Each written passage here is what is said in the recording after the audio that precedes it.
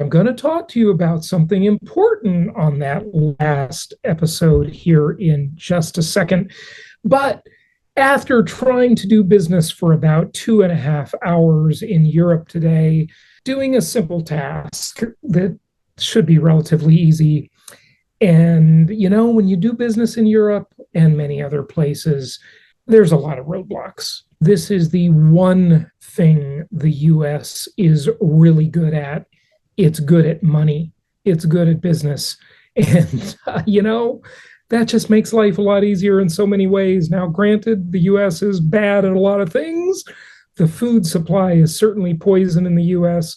The political environment is becoming an epic, corrupt disaster in the United States. But it's still open for business, and doing business in the US is pretty darn convenient. And it reminded me of that famous line from the movie Wall Street, where Gordon Gekko originally, many, many years ago, said, "Greed is good." And that's kind of the thing. When you do business, you want the other party you're doing business with to be greedy. That's helpful. It's helpful to you that they're greedy because they're motivated. They want money. They want to make things happen. And that's why Gordon Gekko was right to an extent that greed is good. All right, so before we get to Ivor Cummins, let's talk about a couple of things today. Morgan Stanley argues that U.S. homeowners are the strong hands in this cycle.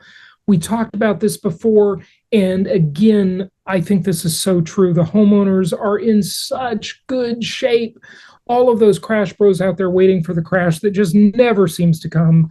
Wow.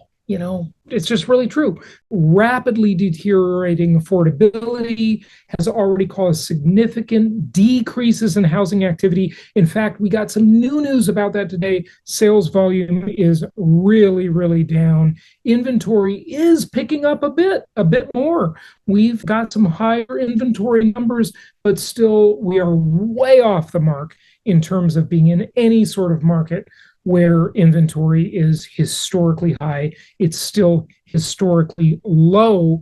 And we look at the number of mortgage-free homeowners, and those mortgage-free homeowners are very significant. 39% of the US housing market is mortgage-free, and the vast majority of the rest of them have very low mortgage rates. What about foreclosure activity? So you see this chart, you see that the Great Recession had very high foreclosure activity, as we've talked about many, many times. And then we look at the COVID era, where it was way, way down. But we look now and we see that compared to the COVID era, foreclosure activity is up by more than triple that very, very historically low point. But doesn't that make a great headline when you say foreclosure activity has more than tripled? And it's true, but it's tripled compared to nothing. What is this number? It's like less than 1/10 of what it was during the Great Recession. So again, foreclosure moratoriums during the COVID era made it pretty much non-existent, but it is still extremely, extremely low. So again, if you're in the foreclosure business, which that's a cottage industry part of the real estate industry overall, there's just no business to be had. There's nothing going on. There's nothing going on, folks. Nothing at all.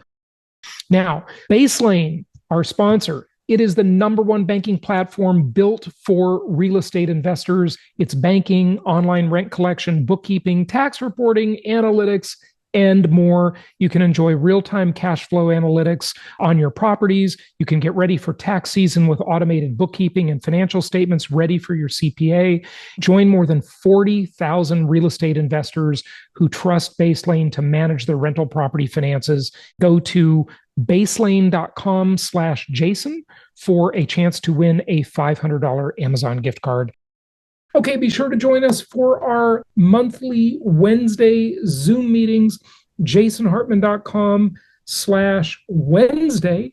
That's jasonhartman.com/Wednesday for our free monthly masterclass. We look forward to seeing you there. This next one is going to be a good one. We've got a totally new guest that you've never heard before in our network who will be on with us, a very renowned and accomplished lawyer and tax advisor. So I think you're really going to like this next Wednesday meeting, our next Wednesday masterclass. jasonhartman.com/Wednesday. All right. Our YouTube video from 2 days ago was taken down. It was removed by the people who think they know more than you, the elites who at other times in history would be criminally prosecuted. They would be the scourge of society because they are essentially running re-education camps. I mean, Stalin ran re-education camps. Chairman Mao ran re-education camps. And now YouTube is running them. Look at this. If you're watching on the screen, they took my video down. I got a notice that it was taken down because it was misleading. So apparently the people that decide better than you, the people that know better than you, what is true and what is false, although they don't ever tell you what was misleading. They just say their community guidelines were not followed. So they said that my options are either I can take a training class. Yes, a training class. You're seeing this on the screen. This is a screenshot from the folks at you. Okay, the re-education camp that they're running. Okay, you have to complete a short training with a 7-question test.